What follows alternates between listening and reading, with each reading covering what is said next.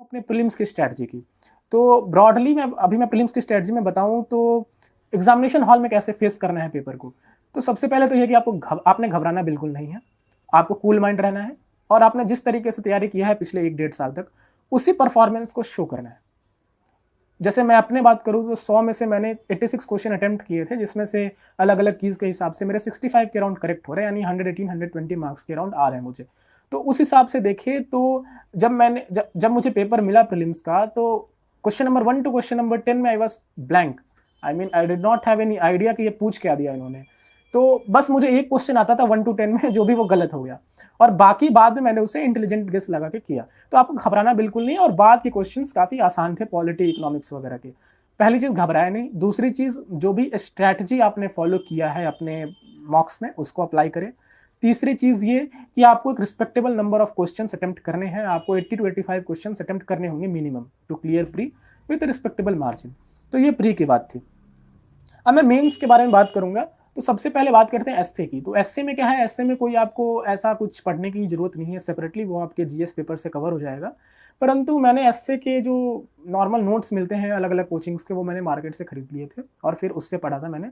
और साथ साथ जो मेरे जीएस के नोट्स थे उससे मैंने पढ़ा था।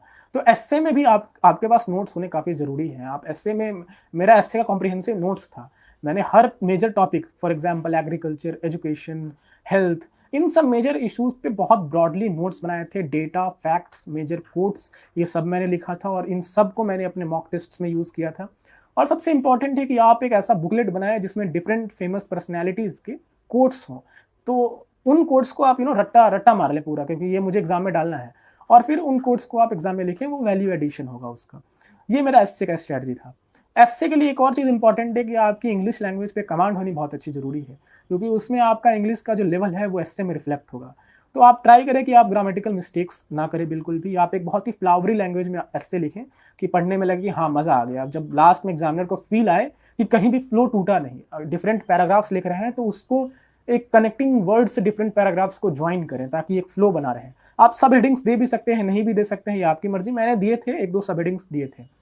प्रॉपर स्ट्रक्चर जरूरी हो आंसर में, इंट्रो, बॉडी एंड कंक्लूजन। एस्से लिखने के लिए आपको एम्पल टाइम मिलेगा। एस्से में 1.5 घंटा मिलता है एक एस्से लिखने के लिए। 1.5 घंटे में आप सफिशिएंट टाइम है। शुरू के 15-20 मिनट आप एस्से का स्ट्रक्चर तैयार करें कि आपको लिखना कैसे है। आप सबसे पहले, जैसे यूपीएससी का आंसर शीट में एक रफ शीट मिलेगी, उसमें आप एस्से का स्ट्रक्चर तैयार करें। सबसे साइड में लिखे इसमें कौन कौन से कोट्स आ सकते हैं जो आपने रटा था। हमेशा जनरल कोट्स रटे जो किसी भी एस्से में परफेक्ट हो जाए। उसके बाद आप डेटा लिखें। उसके बाद आप ये लिखिए कौन कौन से रिपोर्ट्स में मेंशन किया जा सकते हैं, कौन कौन एग्जाम्पल्स में से इसमें मेंशन किए जा सकते हैं। एग्जाम्पल्स इसमें बहुत जरूरी है, हर पैराग्राफ में आपको एक एग्जाम्पल देना ही देना है। और फिर एक ब्रॉडली अपना स्ट्रक्चर बना के फिर उसी को एक एक्सटेंडेड फॉर्म में आपको ऐसे लिख देना है।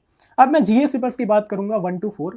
तो सबसे इंपॉर्टेंट चीज जीएस पेपर्स के लिए ये है, जो जिसने मुझे सच में हेल्प किया, वो है कि हर टॉपिक के ऊपर आपके पास कंप्रीहेंसिव नोट्स होना जरूरी है। मैंने बंडल्स ऑफ नोट्स बनाए अपने जीएस पेपर्स के, जितने टॉपिक्स मेंशन्ड हैं सिलेबस में, जीएस 1 to 4 सबके कॉम्प्रिहेंसिव नोट्स बनाए। अब कैसे बनाना है नोट्स? आपको स्टैंडर्ड बुक्स रेफर करने हैं। आपको मार्केट में जो मटेरियल अवेलेबल है, अलग अलग इंस्टीट्यूशंस के अलग अलग टॉपर के नोट्स, उन सबको आप खरीद के बहुत ही मिनिमल कॉस्ट पे है घर ले आएँ और फिर उनसे कंपाइल करके अपने लैंग्वेज में बहुत शॉर्ट में नोट्स बनाएं। तो हर टॉपिक के आप नोट्स बनाए। उन नोट्स में आप डायग्राम्स, फ्लो चार्ट, इनोवेटिव तरीके से नोट्स बनाए। एक नई किताब नहीं छाप देनी है, बहुत ही शॉर्ट में नोट्स बनाना है। यूजिंग पैराग्राफ बिल्कुल नहीं यूज़ करने हैं। इवन अपने नोट्स में कहीं भी फुल सेंटेंसेस भी यूज़ नहीं करने हैं, बस उतना लिखें जितना आपको समझ में आ जाए।